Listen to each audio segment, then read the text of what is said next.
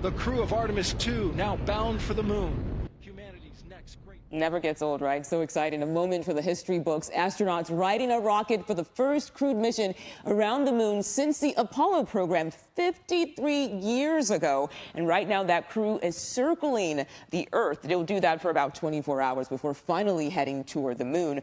A lot of firsts for the astronauts in that capsule. Pilot Victor Glover is set to become the first black astronaut to fly around the moon. Specialist Christina Cook will become the first woman to do it. And for specialist Jeremy Hansen, well, he is part of the Canadian Space Agency, and he'll be the first in his country to achieve a mission like this one. Now, Canada is not the only country teaming up with the U.S. to get this done. Take a look at all these flags. These are the international partners who signed an agreement that provides a common set of principles to enhance the governance of the civil exploration use of outer space. Now, that agreement is titled the Artemis Accords. Our next guest worked on that commitment and is a board member at the Planetary Society. His name is, of course, Newton Campbell Jr. Newton, thank you so much for your time today. We appreciate it. Can you tell us about the Artemis Accords and how the international cooperation shapes this mission?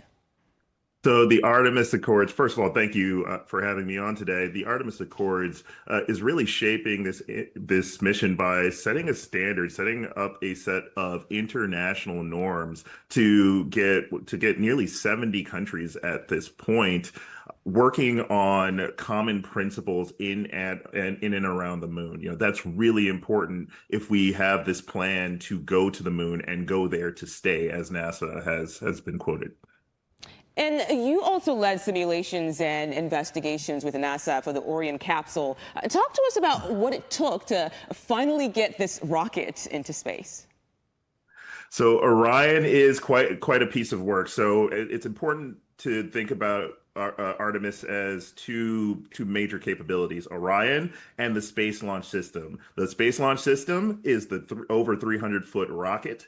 The massive rocket that we saw launch into space yesterday. And Orion is the spacecraft. It's about 70 feet tall. It's got 3 different components: an European service module, a place where crew members actually are going to be staying.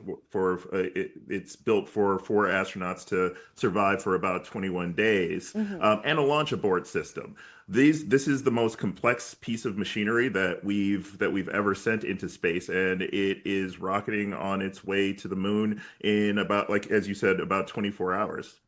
And Newton, I ask this a lot because I think it's important for people to understand it, important for me to understand it as well. But why is this mission to the moon, why is this important?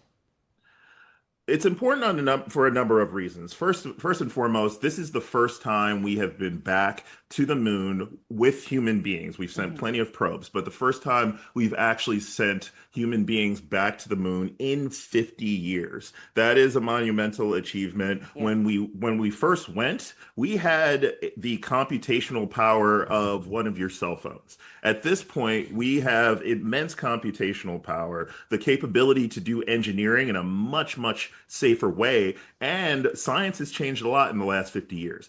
And that is the big goal of this mission. While, yes, we focus so much on the brave heroes, our emissaries to the stars that have rocketed off to the moon, also the science that they're working on is absolutely critical for helping us out here on Earth, for a better understanding ourselves through understanding the cosmos.